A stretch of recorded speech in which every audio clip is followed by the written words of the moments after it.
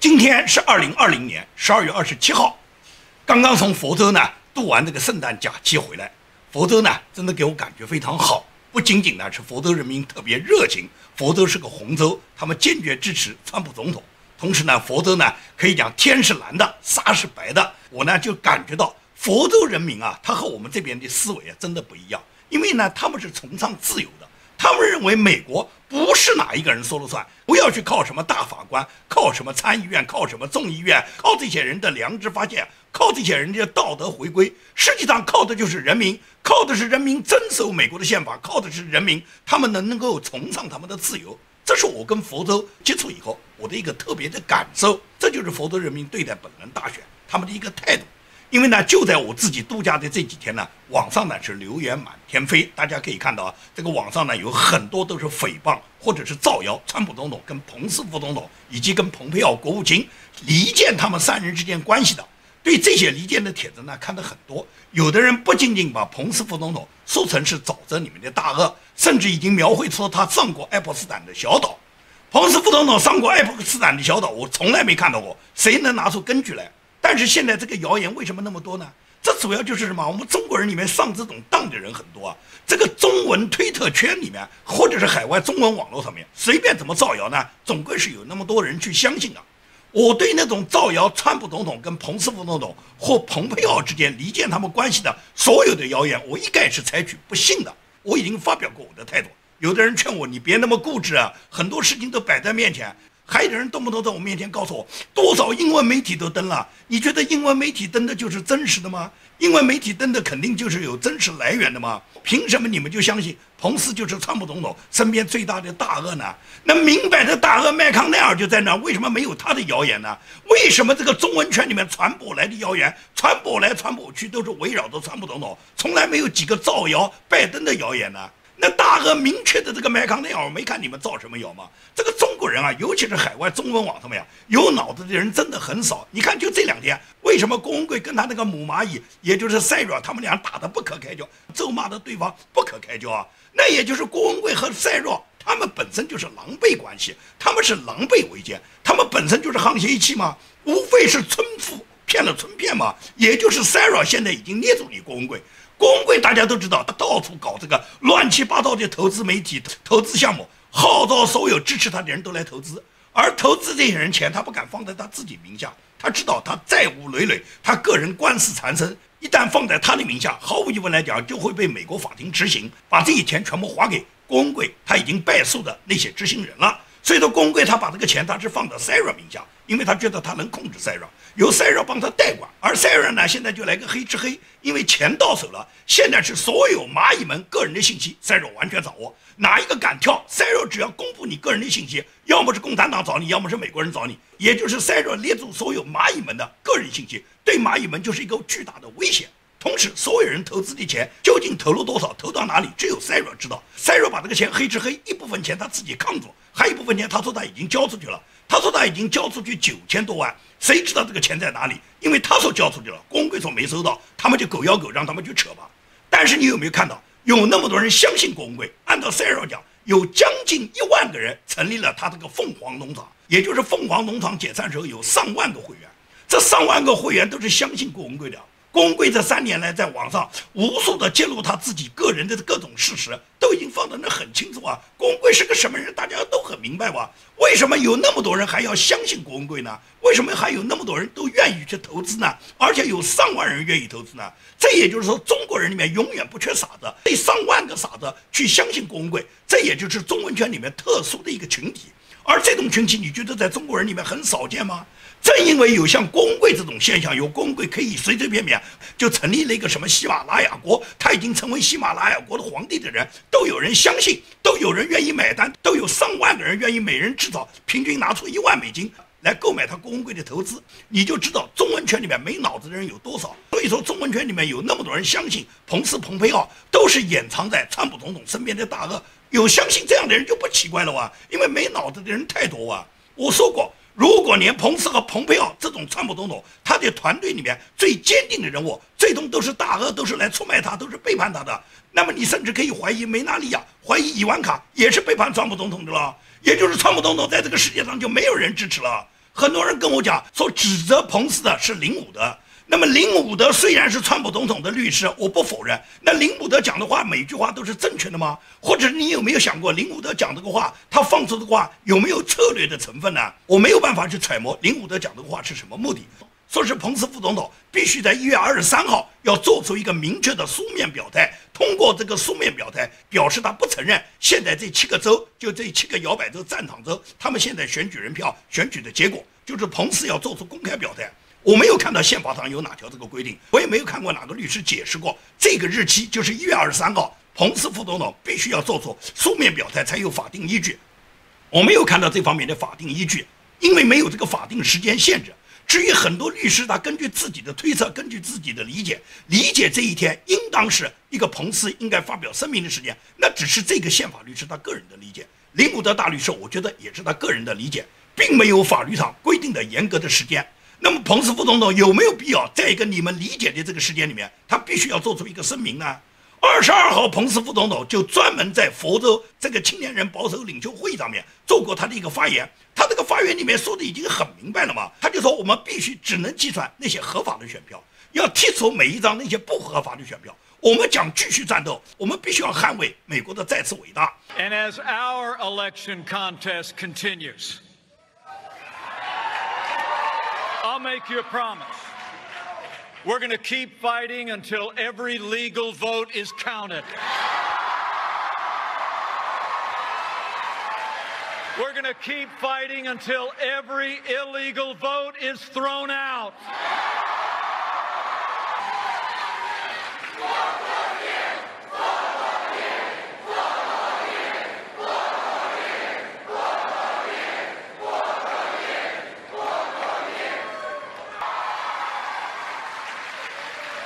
We're going to win Georgia, we're going to save America, and we'll never stop fighting to make America great again. You watch. 所以我觉得彭斯副总统他的话已经说得非常明白了，根本不需要这些人去揣摩他到那一天应当做什么，不应当做什么。1月6号显然是一个决战的日子，这个决战的日子，川普总统已经号召全国所有有条件的民众，你们都赶往华盛顿地西来支持他。即使是没有条件赶往华盛顿地西的，也可以在各个州的首府举行声援支持川普总统的这个集会。那么这个集会的目的是什么呢？就是1月6号国会参众两院将要审核今年投选2020年总统大选的所有选举人票的合法性。在这一天，也就是彭斯副总统作为参议院议长，他是有权利拒绝承认所有这些摇摆州这些舞弊的这些选票的。也就是当他如果守住底线，坚决否认这些选票它的合法性的话，那么所有的选举它就会是另外一回事。因此这个问题，我觉得1月6号肯定是大家认定的一个决战的日期。至于决战的这一天会发生什么，我们现在不得而知，因为美国是属于人民的美国。我这次在佛州见到的，包括那些很多崇尚自由、坚持保守价值观的那些美国民众，他们都说，美国人民之所以有宪法第2条赋予美国人民有拥枪的权利，实际上拥枪的权利就是捍卫第1条，捍卫言论的权利。如果美国人民不能够捍卫言论自由，不能捍卫选举公平的自由，那美国人民拥枪是干什么呢？难道拿枪就是来打猎的吗？所以说，美国人民之所以有枪，就是美国人民准备用枪杆子捍卫自己的自由。这个自由当然包括美国人民他们独立选举的自由。所以说1月6号毫无疑问来讲是一个决战的日子。在这个决战的日子里面，我相信川普总统早就有布局，他的团队都会精心准备。所有的美国人民，那些支持川普总统的民众，他们也会在这一天能够显示出他们的力量，让所有那些开历史倒车的、企图毁灭美国的那些政治人物，让他们知道人民的力量所在。我们要充分的相信川普总统的智慧，相信川普总统他的团队，所有这个组成这个整体团队人员的智慧。川普总统是肯定是有布局的，不要听这些谣言满天飞。你不要认为川普总统他这个一辈子没有输过的人，他在如此重大的面对美国是否前进还是倒退，是拯救美国还是毁灭美国这个最重要的关头，他会没有这样的智慧。所以说网络上这些传闻这些谣言呢，我们不要去相信，我们也不要去揣摩林伍德大律师怎么说，鲍威尔怎么去说。那么鲍威尔这2天也发布了一个外国干预美国大选的报告，这个报告非常多的篇幅都是谈到了伊朗，很少谈到中国，几乎没有谈到中国。所以说很多人都感觉到怀疑，那你是不是怀疑鲍威尔也是掩藏在川普总统身边的大鳄呢？我觉得我们不要把心思耗费在这个方面。很多人都喜欢在这个里面去揣摩，用阴谋论的方式去讨论川普总统的团队。我希望我们每个人做好我们每个人自己的事，也就是你有选票，你就用选票去选举川普总统；你没有选票的人，你如果能出钱，你就出钱；能够出力，你就出力。你能够1月6号到华盛顿地区去支援，你就去支援；你能够在自己州的州府，你就到你自己的州府，你用你自己力所能及的力量。就像我建明作为一个自媒体人，我就利用我自媒体去保证我的信念，去支持川普总统。所有对川普总统有利的语言，我就去宣传；对川普总统不利的那些谣言，我就坚决选择不相信。我觉得这就是我们每个人做好自己，你不一定要听信这些媒体，甚至有的人告诉我那都是英文媒体传。你要知道中共的手法很多，他们会通过他们炮制的各种新闻，用英文的方式，首先在他们在海外控制或者收买的媒体上面，通过这些用英文媒体传播出来，让别人都以为这是英文主流媒体都在做的宣传。更何况所有左派的主要的英文媒体也都是在抹黑川普嘛，也都是在离间川普总统的团队嘛。你看过有多少主流媒体去离间了奥巴马和拜登呢？你看过有多少主流媒体去宣扬拜登和贺锦丽之间的这些矛盾呢？没有啊。为什么造谣他们的这些言论就没有呢？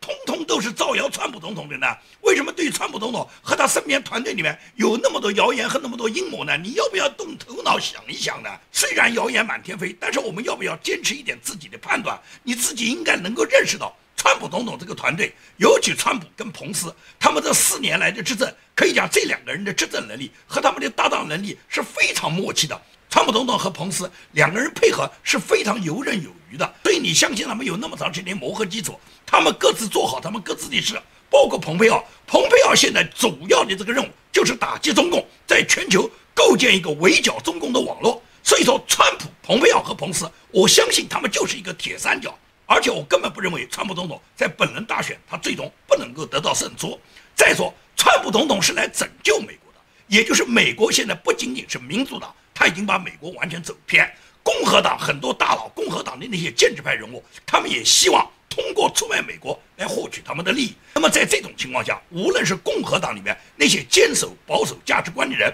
还是民主党里面有相当一部分支持川普总统的，希望美国能够制造再次伟大，希望美国能够稳健地走在文明发展的道路上的人，他们都是拥护川普总统的吧？这7500万人支持川普总统的票，我们大家都看到吧？也就是真的民主党的大佬和共和党的大佬，他们做局把川普总统挤出去，川普总统完全有能力建立一个新的政党，这个政党将会成为美国最大的政党。原来的共和党里面绝大部分坚守保守价值观的人，通通会倒向川普总统的这个新的党派。很多人给川普总统新的党派的名字都起好了，叫新自由人民党。也就是美国的这个新自由人民党的话，一定是结合了美国原来的保守派和美国的自由派，也就是美国民主党里面也会有很多党员加入川普总统的团队。那时候川普总统他的女婿库什纳会成立一个自己能够控制，而且绝对符合美国宪法，绝对不会随便删帖消耗的这么一个保守派的媒体。那么有媒体、有政党、有经费、有支持者，你觉得川普总统会失败吗？美国会失败吗？所以你一定要有这个信心。我对川普总统是充满信心的。所有对川普总统不利的谣言，我绝对不相信，更不可能去传。所有支持川普总统的行为，我们都要去做。我们每个人力所能及，做好我们自己的事。对这些谣言，我们要有鉴别力。就包括我这次到佛州，仅仅到佛州几天，网上马上就有人开始造谣。造谣说什么呢？说是我跟网络上面有一个做自媒体的一个年轻的女孩叫猫神，说是我跟猫神去约会去了。发布这个谣言的是澳大利亚的一个叫艾比西的，就是曾经造谣过说我被别人枪击死亡的这个人艾比西。这个人所有的政治信息我全部掌握，我本来在今年就要把他告上澳洲的法庭的，但是呢，今年呢，因为呢，我要把所有的精力腾在跟郭文贵派来洛杉矶围剿我家的这个为首的王文耿，就是殴打盲流的那个凶手王文耿，这个网上的网名叫持枪挺郭的这个人，我呢主要是跟持枪挺郭要把这个持枪挺郭呢先送上法庭，先把他的官司了结。大家都知道，在美国打官司费用很高昂，所以呢，我现在呢先把一部分时间、精力和金钱呢先用在这个持枪挺郭上。这个持枪挺郭呢，毫无疑问来讲是被郭文贵就已经抛弃了，网上已经登出他们郭文贵内部已经把持枪挺郭定为什么？定为是伪劣。他现在已经跟郭文贵打入伪类的人物的名单里面一模一样。他成为伪类，毫无疑问来讲，郭文贵是要跟他切割嘛，因为他殴打了盲流子，又被我告上法庭，可以讲他官司缠身，他也没有那么多钱来应付这种法庭和律师的费用，而这些费用郭文贵不会给他一分。那么郭文贵跟他切割，显然就是郭文贵把他打成伪类以后，不但不会给他一分钱，甚至当他如果有抱怨的时候，郭文贵还安排蚂蚁们去一起口诛笔伐他。所以说我说过，郭文贵下次再派蚂蚁围剿的话，就要围剿他王文耿，围剿他持枪挺过了。他已经是伪类，也就是他已经变成在郭文贵嘴巴里面跟我吴建民一样的伪类了。王文耿他是活该，他给郭文贵做炮灰，这是他必然的结果。其他蚂蚁们，你们如果愿意像王文耿一样，那么你们就来吧，你们最终的结果不会比王文耿好。至于澳洲这个 ABC， 他现在造谣说是我跟猫神在福州说是单独约会，他然后做了一个视频，这个 ABC 心脏老账我都会跟他一道算。问题是 ABC 这个帖子是被美国住在纽约的一个自称为什么民国的后人，一天到晚在网络上显摆他是什么民国的后人，天天指责你是特务，他是特务的，是这个人在网络上做了转发。他转发了以后，有很多网友看到以后就来问我，说是你这次到佛州是专门去跟猫神约会的，人家民国后人都指出了你这个情况。我说他怎么知道的？他在哪里知道的？他怎么知道我到佛州就是去会猫神呢？他是跟着我了呢，还是跟着猫神呢？谁是猫神？他认识猫神吗？他怎么知道我跟猫神约会呢？所以对这种造谣我跟人家女生、跟人家年轻女生约会的这种绯闻新闻的人，他的目的是什么？至于共产党才用这种手法啊，对这种人我是标准的鄙视和看不起的。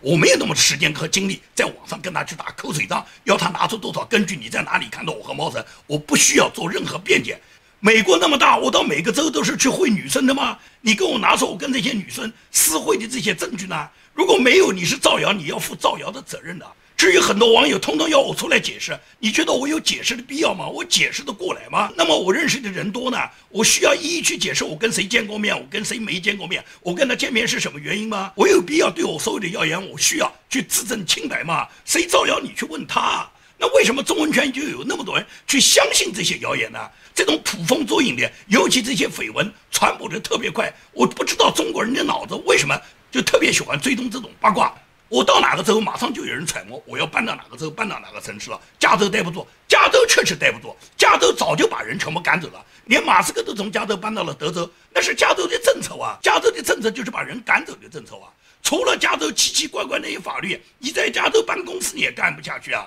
加州的公司按照他们的法律规定，如果你在加州的公司，你的董事会成员有4个人的话，你就至少要有1个女生。如果是5个人的话，就要有2个女生；如果是6个董事的话，至少要有一半是女生。他对你有规定啊，而且这些董事里面规定必须是要有黑人、有非裔美国人、有西班牙裔、拉丁裔、亚裔，反正就是要规定你必须有有色人种，或者是同性恋，或者是自认为自己是同性恋，或者是曾经变性的人，或者是吸过大麻的人，也就是加州的法律就是规定你这个公司董事会必须有乱七八糟的角色参入。那么同样，拜登他如果组阁，他也会有乱七八糟的角色参入。我们大家都看到了，他连教育部长都找了个变性人。所以说呢，这就是加州的法律所致。加州的法律在这，也就导致了大量的加州的人，无论是投资办公司的，还是在加州自然纳税的那些纳税人，人家在加州待不住，自然会到那些红州去啊。德州也好，佛州也好，都是标准的红州啊。搬到佛州，搬到德州也是理所当然的事啊。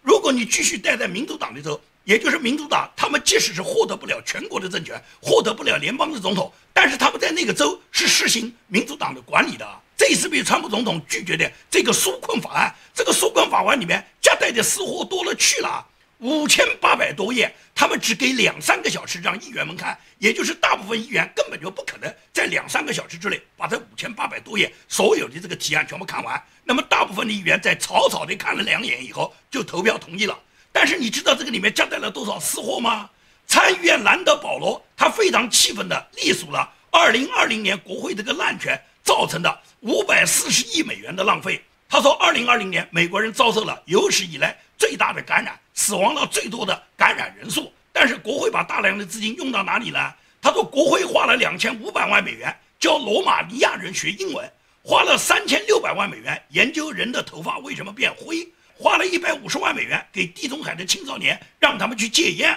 花了450万美元用于3猫尿去喷那些喝醉的老鼠。最终保罗参议员说，难怪美国的那些大学教授、科研人员他们都支持民主党，民主党就把大把的经费给这些科研人员去研究这些乱七八糟的项目，而让美国人民在2020年美国人民备受煎熬的情况下，他们压了几个月的赈灾方案，最终给下来给每个美国人只有600块，而他们自己给所有的议员，他们每个人每年加了6万多块，这还是美国人选举的政府吗？这还是为美国人民服务的政府吗？所以说，最简单的事实就告诉我们，现在拯救美国的时候到了。谁来拯救美国？就是川普总统为首的那些秉持传统价值观的、那些能够坚持保守主义理想的、那个能够挽回美国的道德价值、能够遵循美国国父们所制定的美国的路线继续前进，直到美国再次伟大的人。所以说，我们支持川普总统，坚定不移。我无论别人跟我讲什么川普能不能翻盘，我讲过，不管川普翻盘不翻盘，我都支持他。